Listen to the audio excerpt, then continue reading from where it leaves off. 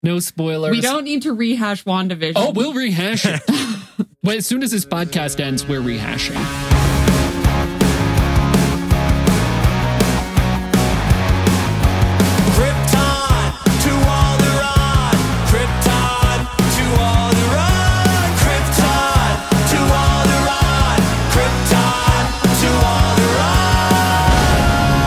Welcome, everyone, to Krypton to Alderaan, the podcast that does or does not, but it sure does try. I'm Joey. I'm Joey, your Star Wars lover, and with me is Royish Good Looks. Hello, podcast. Robin. Hello. And Dr. Lorelei. Hello. I always try to come up with something for Robin on the fly. And it's always like Batman and Robin or Robin in a nest. You know, it's never anything very good. I don't know. Robin, we're going to have to connect and brainstorm some nicknames. Okay. We're the podcast that talks all about nerdy pop culture stuff, but it's mostly Star Wars. What's up, friends? How's everyone doing? Yeah, I guess we're not going to be Star Wars today, huh? We're going to be Marvel plus other. Marvel and Fox. I'll kick off the Marvel stuff. So finally, I twisted Robin's arm enough, and we watched Black Widow last night. Nice. Ooh. Because we're What'd you think? we're way behind on the MCU Phase 4 stuff. So we got to catch up at some point. So we took a break from watching The Office marathon indefinitely to watch Black Widow. I really liked it. I thought it was like simple and succinct and all it needed to be and like well contained. Great. I loved it. And I think her sister, that's a cool character. Oh my God. 100%. I tugged at the heartstrings. Yeah. Their relationship, you know? Well, and we saw Archer, Hawkeye before this. So like I already was introduced to her. So that was kind of cool to have seen that moment in Hawkeye with her talking to Hawkeye and then seeing the movie and getting some more context. Yeah, I really liked it. Did you enjoy it, Robin? I thought her sister was really the only saving grace of the movie because I don't like Scarlett Johansson and I don't like Black Widow. So this is such a cool way to die. Like I like that recurring joke. It was I thought she did a really good job. I thought she was the best part of the movie, and had she not been in the movie, I probably would have been like, turn this off, trash. Yeah. What about David Harbour? Tried too hard. Horrible. It was hammed up. Yeah, it was hammed horrible up. accent who tried way too hard. But I normally like him. Yeah, I think his character was the try to. I think that was like, I know what you're saying, but I think that was like part of the character also, right? Like he was like, I am the Russian Captain America, right? And he is like telling stories about beating up Captain America and shit that like are obviously fake. He's so funny. Yeah. But Yelena, the comedy that she brought to that, I think she's incredible. I love that actor. I loved her in Black Widow. And the scene that sticks out to me is her in the helicopter when they're like breaking David Harbour's character out of prison. And she's like bouncing around with the helicopter. And Scarlett Johansson's like, what the hell? And Yelena's like, we're both doing a really great job. Yeah. Yeah, it did a great job of balancing out like the Marvel comedy with, you know, like they're superheroes. Like it should be a little quirky, even though they're like Russian spies, you know, brainwashed, and it's like kind of heavy. Yeah. But I thought that it was great. It was like perfect little neat, tidy package of a story, you know, with no BS or minimum BS, I would say. Even Robin agrees. What is it that you keep saying in her accent? Kate Bishop. Oh, yeah. Every once in a while, I'm practicing just my like, Russian Kate accent. Bishop, Kate out of Bishop. nowhere. But just like that scene in Hawkeye where Yelena's in the apartment and Kate comes home and Yelena's like making mac and cheese. It's so good. She's so good. We need like more of her. Need more of her. And at the end when she and Hawkeye are having their fight, and I was just like crying. Ugh. It was so sad. It's so good. And it's just so sad. Real good. I think what Robin and I really want to know is the price right, Bob or Drew. So I was on The Price is Right. Yes. Unfortunately, now I signed we all have to sign this NDA. an NDA. Right, so you can't tell us too much. Say what happened on the episode, but I can tell you that I was on it and it was amazing. And I lost my voice for 2 days afterwards because you're just screaming the whole time. And because the audience is so small, there's only like 40 people in the audience right now. So you have to like be like, if there were 150 people in there, like you don't have to scream all the time because there's 150 people screaming, but they need the same amount of Amp noise it up. from way fewer people. So by the end, everyone was just like, like trying to be excited, but very tired. But it was so fun. And our episode is supposed to air on March 28th. So mark your calendars. I know. So maybe we can have an episode. We can talk about that on the podcast. But it was so fun. I highly recommend the experience. Right now is a great time because you have like a really good chance. You know, they have 6 contestants every show, and 6 out of 40 is like, your chances are pretty good. So yeah, it was super fun. I'm really excited to see it. I would go again. Like, I would go again next weekend. Why not? It's like a whole day. Like, it was a 6-hour long experience between like arriving at the gate outside the studio and then leaving afterwards. And for like COVID, like everybody got PCR tests the day before at the studio. Everybody in your group had to test negative, or everybody in the studio had to test negative. If anybody in your group was positive, nobody could come from your group. And we were all pretty spaced out in the studio, but, you know, screaming at the top of our lungs, spewing droplets everywhere. It sounds like it's like a rock concert. It kind of was. And you're not allowed to try to touch Drew Carey. So they were like, don't touch him. And honestly, like, he was very weird. He was not very funny. Can't say that on our podcast. I'm just saying he wasn't very funny. They kept like, there's like one production assistant who apparently got married last week, and they were like, but it's obvious they've been just using that as their running joke for a very long time. And they're like in between, you know, when they're setting up new games and stuff. And the jokes were just like not funny. And the joke was that he's young. And so they were like, oh, what, did you go to McDonald's for your honeymoon and play in the ball pit? Or like, you know, it's like, it was just kind of like, oh, this is very awkward. A lot of like very weird, like borderline jokes that I was like, I feel very uncomfortable. Great. Drew Carey. Sorry, Drew. I thought it was weird. Gotta up your game, man. You've been a comedian for like 40 years, Drew.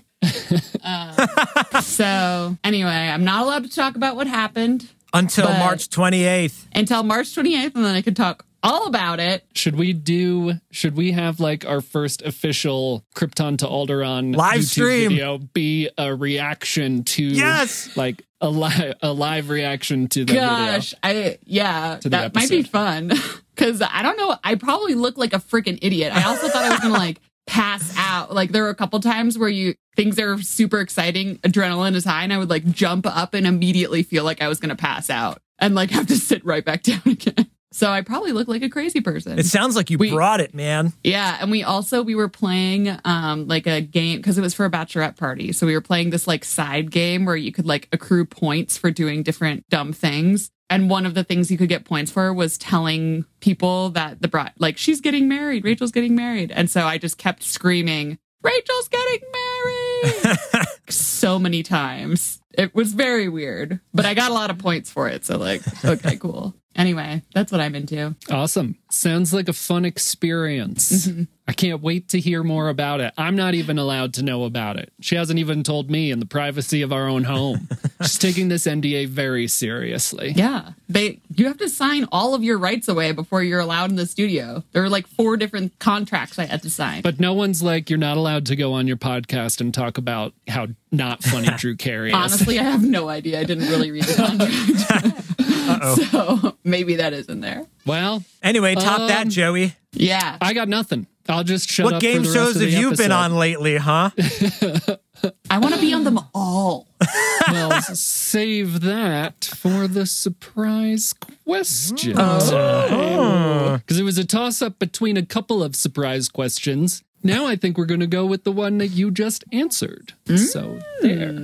Yeah, that's hard to follow up. You know, I'm really into Stranger Things, y'all. Are we all like on the same page with Stranger Things? I love that show so much, and I was so excited when those posters dropped this past week and the like note from the creators about the series culminating, you know, season 4 being the second to last season and all the effort and work they put into it, and the whole like story about it I thought was just incredible, made me feel all the feels. Do y'all love Do y'all like or love Stranger Things? Oh, yeah. I got some strong nostalgia vibes when I think Stranger Things. Like, that was, I don't remember when it first came out, but like Robin and I binged that season like early on in our relationship and like her old house. And like, I got like some, nostalgia vibes, I would say. Pre-pandemic vibes. Yeah. Did you enjoy what we've seen so far, Robin? Because it feels to me like it would definitely be your kind of show. Yeah, I mean, I liked the first season a lot. What are we? We're 3 seasons in now. So I liked the first a lot. The second I didn't really like. I thought the third one was really good though. Yeah, I think I'm mostly in the same boat where I definitely obviously want to do a rewatch before season 4 starts in May. But I remember season 2 dropping off a little bit for me and maybe being a little more chaotic or hard to follow. Hard to follow is not the right word, but maybe a little more chaotic than the other 2 seasons. Just like with a bunch of different plots, not really connecting. Like 11 goes to meet the other powered kid and stuff like that. But I loved seeing those posters. It got me super amped. It's been a long time since season 3, and I am excited. Yeah, the first season I binged. I remember I was like laid up. I was injured. I was like couch ridden when the first season dropped, and it just so I was just doing nothing but watching Netflix, and it popped up on Netflix, and I had no idea what it was. And I put it on, and I like finished it the next day, and I was like, "Where's more of this?" That's when I started to do like a deep dive into understanding it. But yeah, just an incredible show. Love that show. It was one of those ones that like everybody had to see. It had such amount of like X factor. Like you said, you want to see the next one and then it ends and you're like, that's crazy. And personally, what I would consider my younger avatar in Dustin, just loved seeing that character on screen. I love that kid. And I just feel like that kid is a younger me, and I loved that. He's got better hair, but so much the same. Okay, so Doctor Strange, did you all watch the trailer during the Super Bowl? Robin and I were texting, like live texting during the Super Bowl. I don't watch sports. I just refresh Twitter and YouTube waiting for stuff to happen. So the Doctor Strange trailer dropped and I watched it. Were you two watching the sports game, watching this stuff? No, we were not watching. Were we? The Olympics weren't on then, right? What were we were watching something else. I don't remember. Not the Super Bowl, though. No, my brother is pretty hot on keeping up with like Twitter and stuff like that. So I think literally the second the trailer dropped, he was like, "Here you go." And I think that's when I texted you and was like, "Did you see this?" And Lorelai, what were you doing during the Super Bowl? I was on a rooftop in LA drinking $17 drinks. In shorts. In a jumpsuit. Yeah. And sandals. I had a down parka on in my house in Laramie, Wyoming. So very different vibes. But there's so much here because Lorelai and I have absorbed so much more of Phase 4 than you two have. So I'm curious how you felt about that trailer. Like, I think it was cuckoo bonkers and I've seen everything. Now, there's not that much that connects it to some of the Phase 4 stuff like Eternals, or there's like a little bit of Spider-Man, but we all know what happened. We all know like the multiverse stuff in Spider-Man. So that's all you really need to know. So, Royce, you love Doctor Strange, right? You loved the first movie? Yes. But then you didn't appreciate WandaVision all that much. So I'm really curious what you thought of the trailer. Yeah. Because it's like those two worlds, like they're obviously tying all of this stuff together. Yeah. Well, so I was trying to pull a Joey Krikorian and not watch the trailer ahead of time because I didn't want to spoil No Way Home if there was like a spoiler in there. And then Robin watched it and was talking to you. I guess you like okayed it for watching.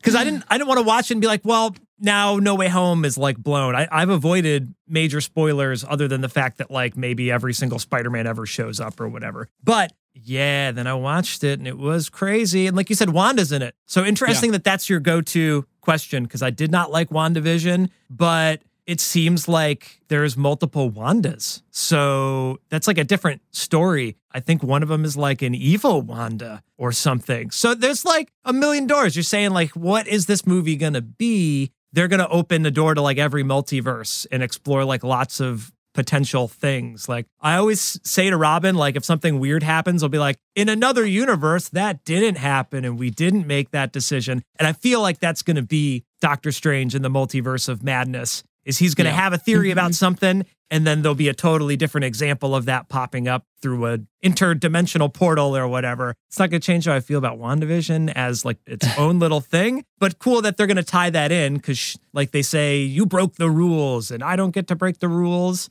I think that's interesting with the timey-wimey stuff that you guys like to bring up. And what's the rule of law around here and who's going to bring the hammer down? But I don't know. It's crazy. Like you said, there's a lot left to be seen. I'm glad I watched the trailer because I'm definitely intrigued. And I'm glad it didn't seem to spoil Spider-Man. So I guess that's a positive. Obviously, I think they're going to play into the variant stuff like they did in Loki. And it'll be interesting to see if there actually are multiple Wandas or if that scene with her, with like Wanda approaching Scarlet Witch, if that's just like interaction of Wanda like coming to terms with what's happened or like separating Wanda and Scarlet Witch or uniting Wanda and Scarlet Witch because she was attacked for messing with reality and Doctor Strange. Like she says in the trailer, that's not fair. Like she does it and she becomes the villain. He does it and he's praised or whatever. It's just really interesting. And I loved WandaVision. I'm excited to see that happen. But it'll be interesting to see if they do all the variant stuff. I think we see that scene with Marvel's Illuminati and we hear Patrick Stewart and all that fun stuff. We'll talk about that. But I think that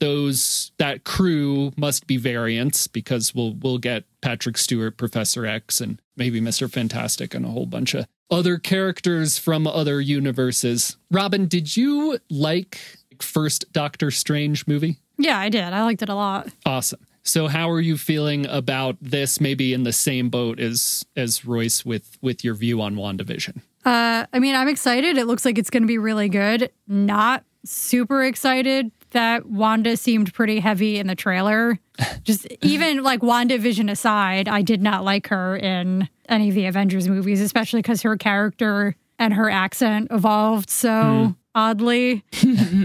She's obviously in it. I'm hoping she's not like, in the majority of the scenes. I hope she's just kind of like a side character and a side story. I'm going to guess that a lot of the theme is going to be teaching you a lesson for like going too far with your powers. Because that's kind of Doctor Strange's MO to begin with, is like he was a surgeon that could like fix anybody except himself. You know what I mean? So I think they're going to play into that. Like Wanda took control of like a whole town and he brainwashed Spider-Man or whatever. And he also like looked into every reality to see if they could beat Thanos, like breaking all the rules. So he's got to be taught a lesson. And same thing with Wanda. She didn't really get taught a lesson. That was my biggest complaint, I think, with WandaVision at the end. So you're just like, okay, bye. I'm going to a cabin in the woods. Sorry, everybody. No repercussion. So obviously some of that comes to fruition. I don't know, Robin. She might be like a heavy co-star now that I'm thinking about it. Yeah, that would suck. I respectfully, strongly disagree with everything Royce just said and with what Robin just said. Lorelai, what do you think? I think, I mean, I also wasn't like super into WandaVision. It got better at the end, right? Sorry, this is Joey. one of those shows that like, once you get to the end, you're like, oh yeah, the beginning makes sense. Okay. But I mean, I liked the first Doctor Strange movie. I haven't seen it in a while, but I watched them all. That was like a year ago, I think. Timey-wimey stuff. I remember really liking it, and I think I won't spoil Spider-Man, but Doctor Strange is like an important character in the movie. And so it is nice that they like really are kind of leaning on the continuity between the different movies and the different TV shows and stuff. They're like really bringing it all together in a really nice way. So I kind of like that there's, a sense of that, like the previous phases of Marvel, all of the movies really stood on their own. Like you could watch them without really knowing what had happened in the previous ones, except for like Endgame and whatever. So it is kind of nice that it is like this like storyline that just kind of continues. And I agree that I think the theme is going to be, you fucked up and now you have to face the consequences for both of them. Because Wanda was like in an incredible amount of grief. So she like tortured people, right? Well, basically. I mean, yeah, she did. We've been through this. Yeah. And go listen to our previous episodes on WandaVision. and then like it, you know, in the trailer for the Spider-Man movie, it's like basically everybody finds out about Peter Parker and he's like, help me fix this. My life sucks now. And so Doctor Strange like breaks the entire universe to like help him do that. On purpose. Yeah. Wanda didn't know what she was doing. But she was still making choices. They got so caught up in whether or not they could, they didn't stop to think about whether or not they should. Exactly. She was in grief. It was a representation of her grief. Doctor Strange was like, okay, we'll do this. Even though Wong, who's the... You know what? Never mind. Never mind. But... no spoilers. We don't need to rehash WandaVision. Oh, we'll rehash it. Well, as soon as this podcast ends, we're rehashing. Yeah. No, go ahead. That being said, it seems like they're both about to face some consequences. They're both about to meet, like, potentially the evil versions of themselves. There was, like, also a flash of, like, another Doctor Strange who looked very gray and wrinkly and scary. We all have to catch up on Phase 4 stuff before this drops in May. But I think What If will also play a role based on this trailer. That's interesting. What If will also play a role in this. So we all got to catch up on that. What do you think about the trailer, Joe? I thought it was incredible. I think that, like I've said before, I love this Phase 4 stuff. I love them. We're getting real comic booky now. We're like so far into the MCU and now they're taking all these chances and we're breaking the multiverse and we're doing it in WandaVision and we're doing it in Loki and now we're doing it in Spider-Man and Doctor Strange. Like everyone's breaking the multiverse separately and now it's going to all come together to be like, oh, this got really, really messed up. I think it has to be like 6 hours. And honestly, based on this trailer, I would sit through a 6-hour long version of this movie. Like, show me him trying to talk to Wanda. Show me Wanda like fighting back and being like, no, I was grieving. My love died and I made it this town. You broke it to help people forget about and all this timey-wimey stuff, as you said, Royce. I can't wait to see it. And I love that shot of every comic book nerd's dream I felt. Maybe I'm projecting, but came true in that scene where Doctor Strange is being led by the Ultron bots that might be like superior Iron Man stuff, and he's led into the chamber of the Illuminati. We hear Patrick Stewart's voice. We see all the other figures. They're like, it's a pretty prevalent thing in comic books, in Marvel comic books, and it's incredible to see. The introduction of the Illuminati by itself has these implications that ripple through the MCU. And so setting all of this stuff up is incredible, and I just can't wait. May is going to be incredible. Like, May might be the greatest month of 2022. We've got Stranger Things, the first part of season 4. We've got Doctor Strange, and we've got Obi-Wan Kenobi. There might be more, but hold just on like to your those butts. 3 things alone. So incredible. Yeah, I'm really excited. I guess I was kind of surprised that Spider-Man wasn't in the trailer. They're not going to drop that bomb. It's also Sam Raimi's directing it, so I have a feeling we're going to get... There's already a huge, I think, horror aspect to it. We're going to get some Sam Raimi horror, and, you know, there's always been the talking point, the maybe like rumor that we'll get another Tobey Maguire as Spider-Man appearance because it's Sam Raimi. And Strange is going to be bouncing around in the multiverse, so who knows? Who knows what we'll see? We see dinosaurs, and... Speaking of dinosaurs. Smooth. That's a smooth. I'm getting good. Let's talk about Jurassic World Dominion. I am really excited to talk to y'all about this because I love dinosaurs. You don't and say. I hope you all... Did y'all know that about me? Yes. Did you? Little known fact, I almost went to dinosaur school. That is not a school that teaches you how to be a dinosaur. That is a school that teaches you how to dig up dinosaurs. I think about that. I love dinosaurs. I always wanted to be a paleontologist. I got accepted into paleontology school, and then I didn't go. But if I had gone, I would have never met Royce. So what kind of choice is that? Like, if I had to do it all over again, what the hell kind of choice is that? Maybe somewhere else in the multiverse you did. I'm sure I did. Maybe my life is a little more empty because of it, you know? Probably. But anyway, I love dinosaurs. Let's talk about this trailer. I don't even know where to begin because it starts off full of dinosaurs. So are you all caught up on Jurassic World? Yes. When was the last time you watched those movies? The world ones? Yeah. I think we literally were watching the second world one. What's that one called? Explosion on Jurassic World Island? That's the one. That's what it's called. Escape from Jurassic World. Fallen Kingdom? Fallen Kingdom, yeah. I think my names might have been better. Yeah. You could spend the rest of the podcast just renaming Jurassic movies. But we saw they're on TV all the time. So we watched that one the other day. I'm not as big of a fan of the world ones as the original park ones, but I mean, like you said, like dinosaurs. What's not to love about dinosaurs causing a ruckus? But we're caught up. I think that's a line in the first one. What's not to love about what's not to love? So, Robin, how do you feel about the Jurassic World franchise versus the Jurassic Park franchise? I mean, I definitely like both of them. I don't like the Jurassic World quite as much, just for the same reason as I don't like, cash grab, new Star Wars as much as old. Like, you can't beat the original, and you're just they're like not quite remaking it, but it's obviously going to reuse a lot of the same elements, and they're bringing back some of the original people, which is pretty cool. But I think you can't beat the original. Like the original, because I think everything else in that original series was kind of garbage. But the first movie was awesome.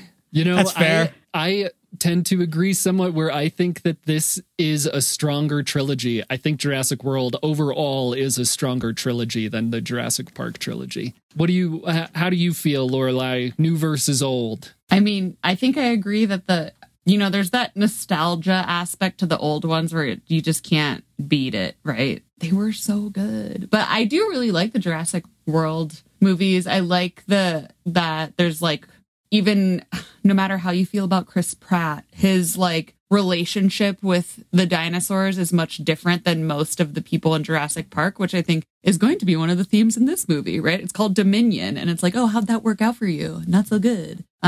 So I think that's like an interesting aspect to the newer movies that the old movies don't really. I mean, they're just dinosaurs. Exactly. Yeah. It's like people screaming about dinosaurs and being like, oh, we've like developed these new genetic techniques to blah, blah, blah, blah, blah. And like, aren't we amazing scientists? Yeah. So it's just like a little bit more philosophical maybe in the later movies. But yeah. Well, Ian Malcolm's presence throughout the original trilogies was always that like chaostician philosophical. Yeah.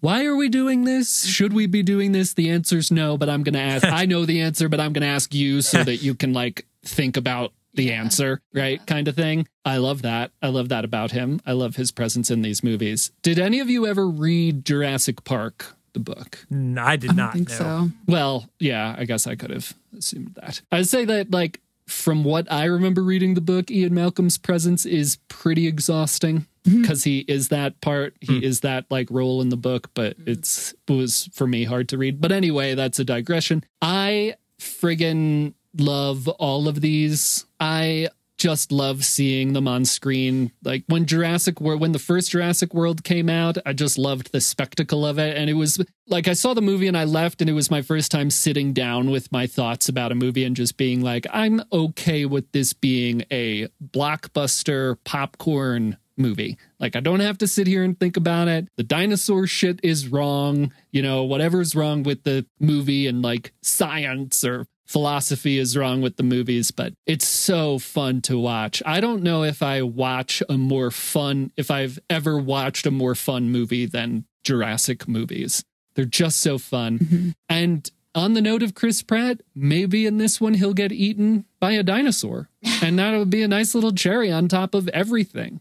Like Bryce Dallas Howard is like, come back, and he's like, I always come back, and like maybe he won't come back. Maybe he'll get eaten, and I'm there for it. I'll like dump my popcorn everywhere if that happens. Lose my voice screaming in the movie theater.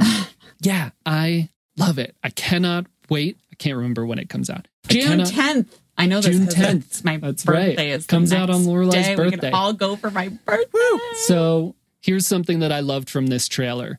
We're getting the like reintroduction. This is like the culmination of all 6 movies, which I love. And we're getting the reintroduction of the 3 main characters from the original cast. So Sam Neill, Laura Dern, and Jeff Goldblum. and Laura Dern, Ellie Sattler, Sam Neill, Alan Grant.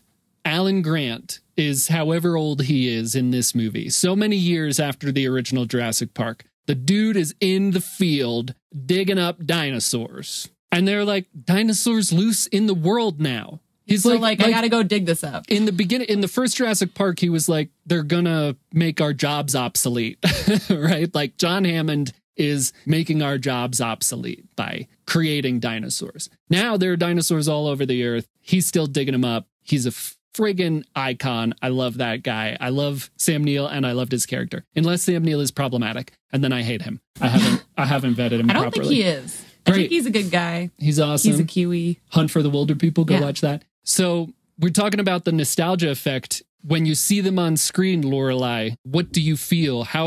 For me, it's like, yes, we're getting it all together. Yeah, and I think there's a scene in the trailer where it's all of them all standing together, and there's like a very large dinosaur coming at them. And that's do you want to know what dinosaur that is? Yes, please. Do you want to know that like I haven't had to look up any I don't mean to brag, but I'm not going to sit here and watch the trailer and then Google what dinosaurs are in Jurassic World Dominion. Okay, but what dinosaur is it? Gigantosaurus. Gigantosaurus. Do you want me to get my book, my big book of dinosaurs? No, thank you. But thank you. But no. And Jeff Goldblum is like, why are they always bigger? But like all of them standing there all together. I think it's so nice. And I think it also like, it's nice that they've like already decided this is going to be the last movie and they're going to like bring all of this together instead of just like a lot of movie series do. They just like end up making one that doesn't do very well because it's bad. And they're like, oh, I guess we won't make any more because that one sucked. So we should just be done now. They're like, no, we're just going to like say this is the last one instead of like trying to keep it going past its point of expiration, basically. So it's nice that they're like taking this moment to bring everybody together and like pull in the Jurassic Park people. And it's going to be so great. Yeah, I love that. So is that part of the nostalgia thing for you two, seeing them all on screen? Are you that connected with the original trilogy that like if you watch these movies and you see them all on screen that you feel that nostalgia, Royce? So it's not the same as like Luke Skywalker is in every Star Wars. Like the original movie holds a lot of weight, but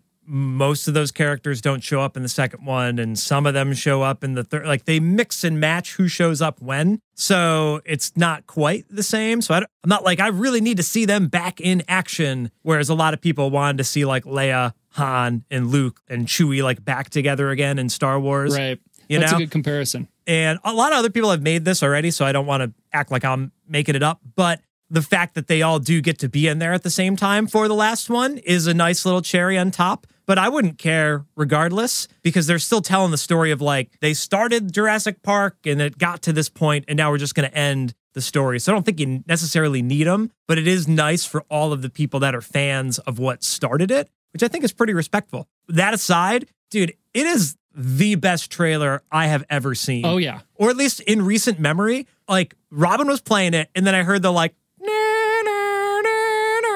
or whatever the, like, creepy theme that they have for the new ones. And I was like, what was that, Jurassic Park? And she was like, I was wondering when you were going to, like, recognize, like, dinosaurs yelling and the creepy-ass music. And then I immediately watched it, and I was like, this is the most fucking incredible trailer ever. I don't know if the movie's also going to be incredible, but they did a really fantastic job of showing the scale of the problem. And I think it's pretty impressive that they could still make people excited. Joey, you obviously love dinosaurs, but I've seen a lot of like CGI explosions. And we just saw a CGI Luke Skywalker. So like we've seen a lot of stuff. It's hard to make people wowed by like production value, but it seems like they've figured out a way to keep it fresh, which I think is impressive. It's the best trailer I've ever seen. Doctor Strange trailer was also really good, but like I could not see this movie and be happy with the trailer. I don't know how it ends, obviously, because it's just teasing it, but they did a fantastic job with it. I love that. And I think that they used a lot of practical effects. Like Colin Trevorrow, I think a couple months ago, tweeted about like the practical effects. And one of the dinosaurs who, listen, I know it, but I don't necessarily have never been able to pronounce it. But like the first one we see in the trailer,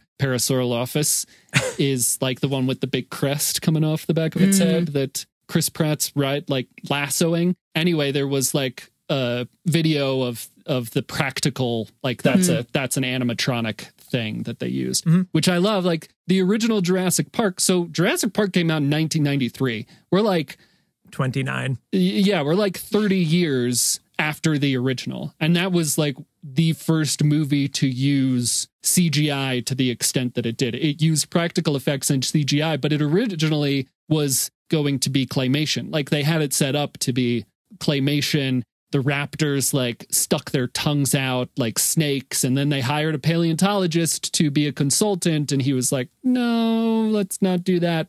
So really interesting. I love that. Robin, how do you feel when you see the original cast? Like you were talking about your connection to the original versus this one. So what is that? How does that impact you when you see that in the trailer? I mean, I'm excited. I hope that means it's going to be a really, really good movie because like you were saying, I think this newer trilogy is stronger altogether, but I'm hoping that this movie is like, I don't think it's going to be as good as the original, but I hope that it, with these people in it having that kind of like star power, for lack of a better term, that it has a little bit more gravity than the other two have had. Yeah, I agree. So here's my main question for everybody. I've talked about this enough. I'm going to love this movie no matter what. I love all the dinosaurs. I love what we're seeing. We're seeing new dinosaurs. We're seeing Oviraptor. We're seeing the return of Dilophosaurus, which isn't really Dilophosaurus, but there's like genetic mutation, so who cares? We're getting dinosaurs with feathers on it. You know, we're seeing all this amazing stuff, and we're seeing a whole lot of new dinosaurs. We're seeing little baby blue. I love that. Little baby raptors. We've got a lot of stuff going on. The question I want to ask y'all is, can this movie be bad? Do you think that this could possibly be bad? I mean, I don't want to be negative. It's a little bit of a satirical question, but Lorelai, what do you think?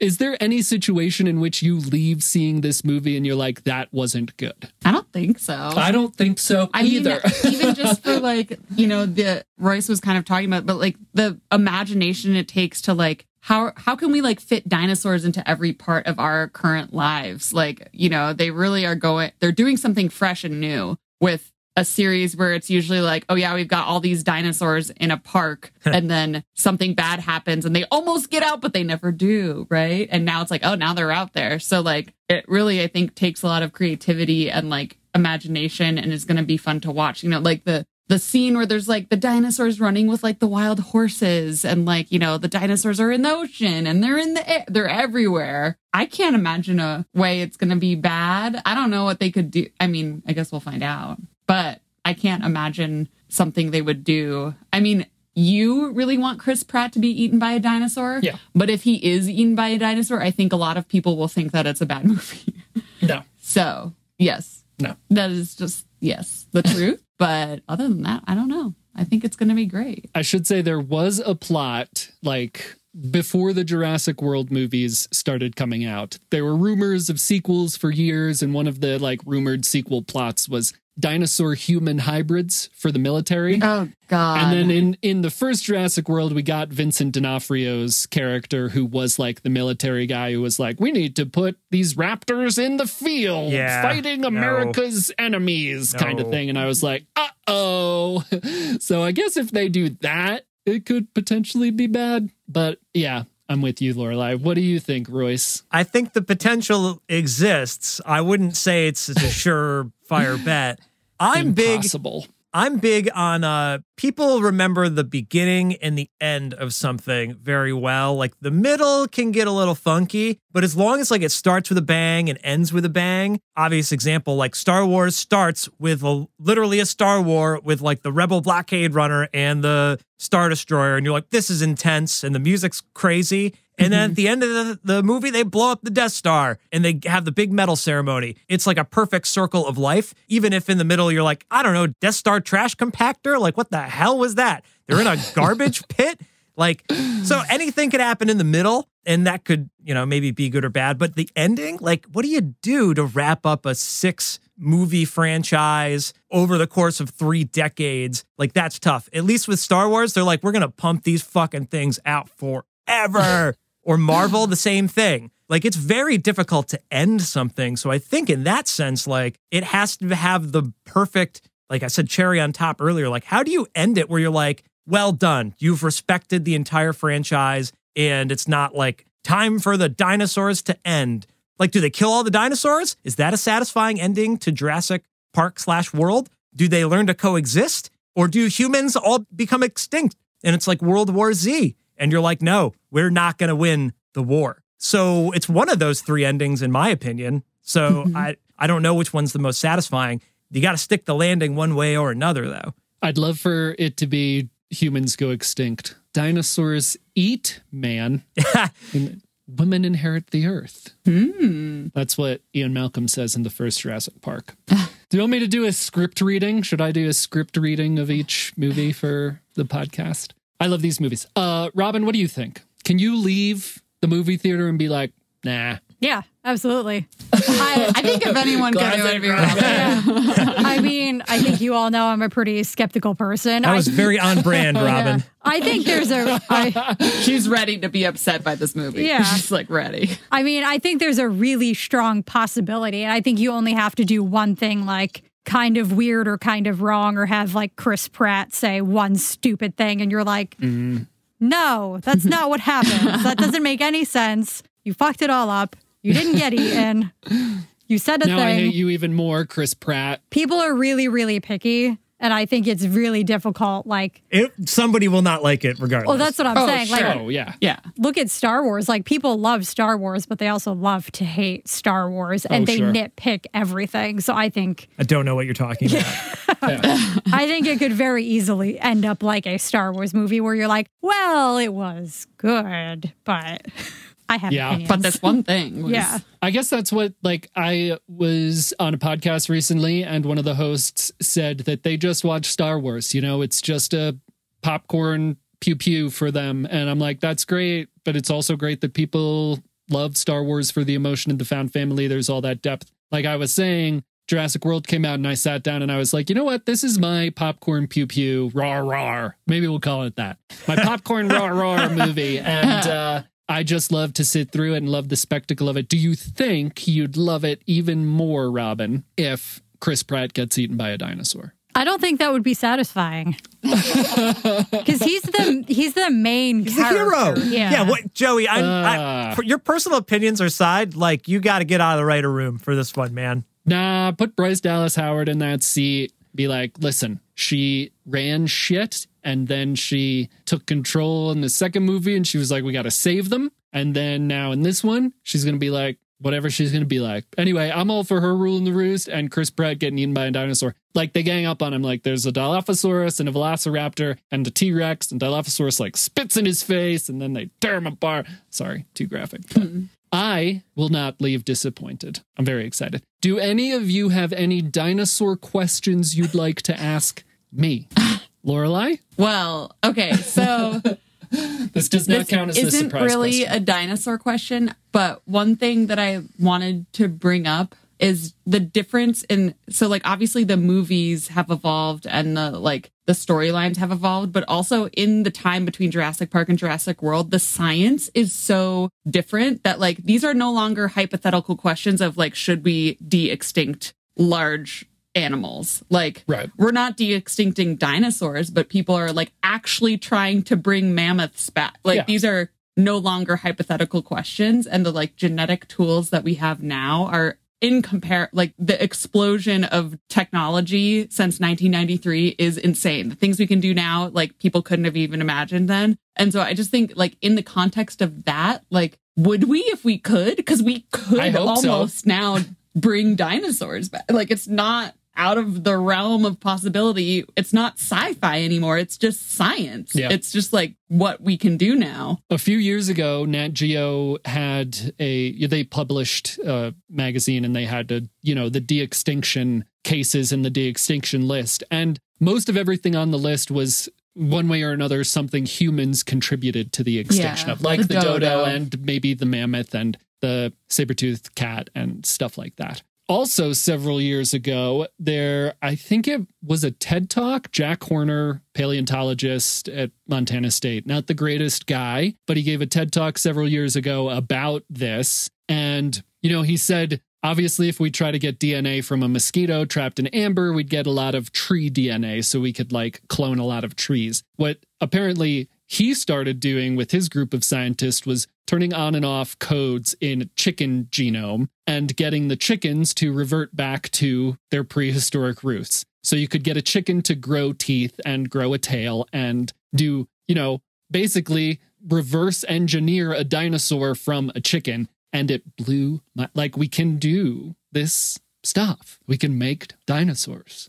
But should we? Yeah. Yes. Maybe chicken-sized ones. Yeah, in the alternate universe where you went to dinosaur school and got your dinosaur degree, I think you became a mad evil scientist, and you're CRISPRing. I think you're right. CRISPRing chickens. I was accepted to Montana State University paleontology program, so I would have worked with Jack Horner. And let me tell you, if that shit came up, I would have been like, I'm your guy. I will populate this world with dinosaurs and we will sell them to the military. And I'm just kidding. But yeah, no, I would love to see that. I love de-extinction. Give me a pin. Give me a t-shirt. I'll de-extinct the shit out of shit. When did we make the feather discovery? That was also after recent. Jurassic Park. Very recent. Where it's like, oh shit, all of these guys had feathers on them. Yeah. The Velociraptor in the Jurassic Park movies was not a thing in 1993. Well, it was a thing in 1993, but it wasn't a thing before the movie was made. So Velociraptor, as it is in the movie, was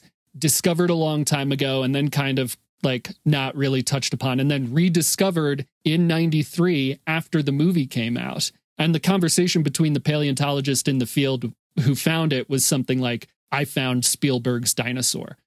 Spielberg wanted to make his version of what Crichton wrote, and he wanted it to be 6 feet tall and look the way it looked. But that's not Velociraptor. Velociraptor was a smaller, bigger than a chicken, but not that big sized dinosaur. So Velociraptors in Jurassic Park and Jurassic World are actually Utah raptors, not really officially discovered until after the first movie came out. How's that for knowledge? That's some awesome trivia there. Do either of you have any other points you had on the trailer? No, but I am curious what your favorite dinosaur is. That surprise question for Joey. It was between two surprise questions, and that was going to be one of them. My favorite dinosaur is Amargasaurus. I love sauropod dinosaurs, the big long neck ones. We're just the idea that something on this planet got that big. They're big, too big. I mean, it's incredible. We don't know, if they hold so big that if they hold their heads up straight, we don't know how they pumped blood up to their brains. That's how big they were. So anyway, Amargasaurus, it's not the biggest sauropod, but it's a sauropod and it's cool. And it's got a row of spikes that go all the way down its back. I have a figure of it somewhere around here, not within reach, but I will post it on Twitter. Great, good, Jurassic World, can't wait, June 10th.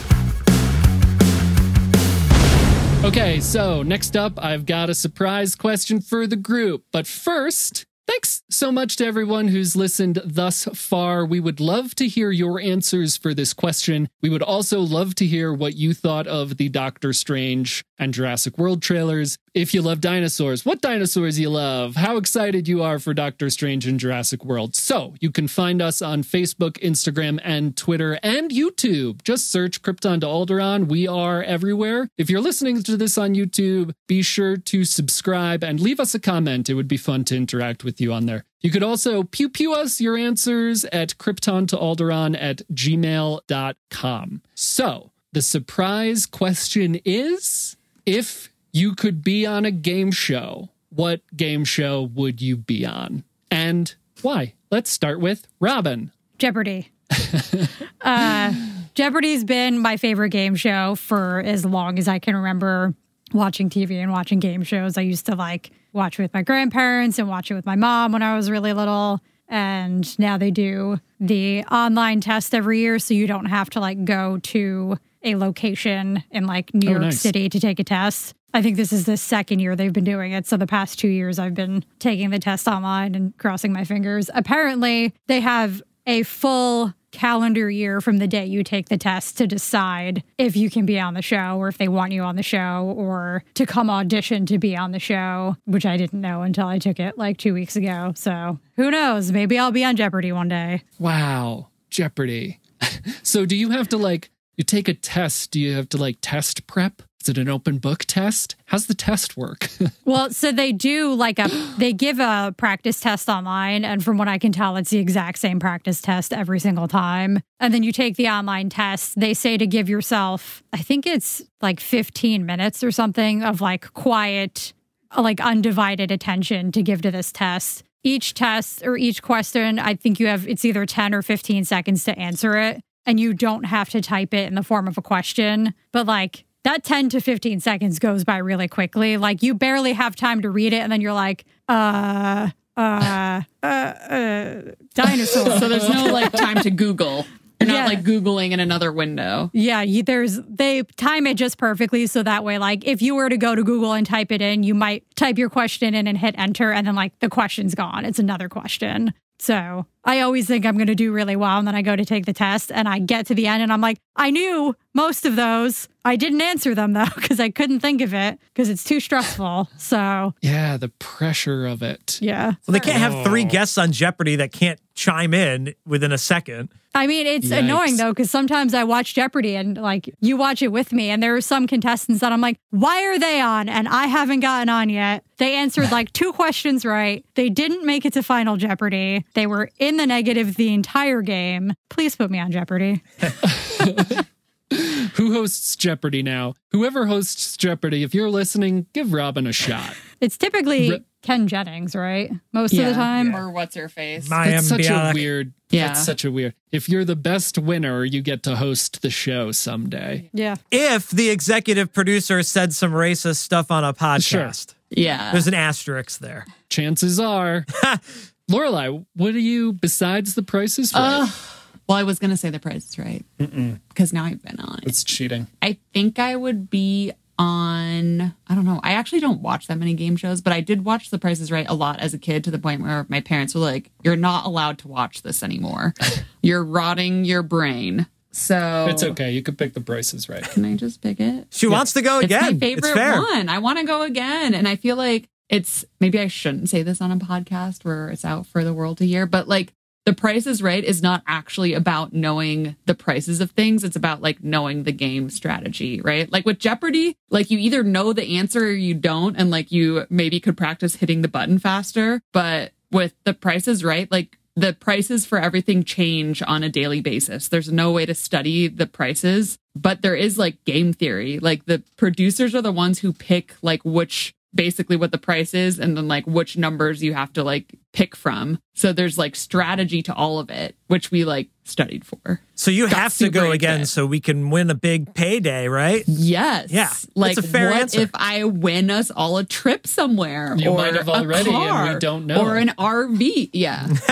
So yeah, I'd be on The Price is Right for sure. And I can still, never mind. Okay. Moving no spoilers. on. No spoilers. Royce? So I'm not really great with trivia. When I get questions right on Jeopardy, I'm like super stoked, but it's normally like an obscure fact about The Simpsons or something. It's not going to be a category that comes up. And Wheel of Fortune, I have to sound it out loud. And so they'd kick me off the show. So the game show, and you guys can rule whether or not this is in fact a game show or not, but the show that I think that would suit me both the best, but also the worst, but I would be allowed to be myself throughout the competition would be Survivor.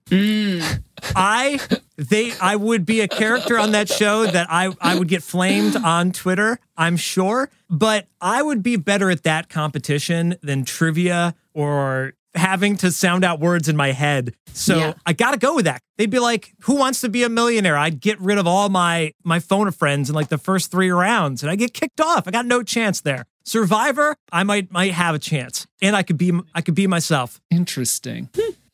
Okay, Joey. Listen, I've thought about this in the past 5 minutes. I've given it a lot of thought. And I think for better or worse, I guess I don't know if this is technically a game show because everything's made up and the points don't matter. But A, I think maybe I could be good at it. And B, maybe it would push me out into like out of my comfort zone a little, which might be good for me with something like that. But I'd like Whose Line Is It Anyway? Watched it a bunch before and during Drew Carey's run. So get up there, improv some stuff. Doesn't matter because the points don't matter. Love that. I loved Ryan Stiles and Colin Mockery unless they're problematic and then I don't like them. I haven't vetted them properly. Wayne Brady. Yeah, love that show. I'd try that out. Why not? What do you got to lose? What do you think about that? I don't think you get to bring home any money, though. Yeah, no, everything's made up and the points don't matter. Yeah. So that's it. Those are the game shows we would be on if we could, but maybe the only ones who actually have a shot and want to be on game shows are Robin and Lorelai. Do you think that's fair to say? Royce, is that fair to say? It depends if I get the immunity idol, you know, and if Survivor I make some good alliances. Tomorrow, Is Survivor going to give you Raisin Bran Crunch and eggs for breakfast, do you think? That's what I'd make for great. I'd make for great TV. It's call me. Yeah. What about Naked and Afraid? What a wonderful surprise question, Joe. Thanks for listening to everybody. I've been Royce. I've been Robin. I've been Lorelai. And I've been Alan Grant. And we've been Krypton.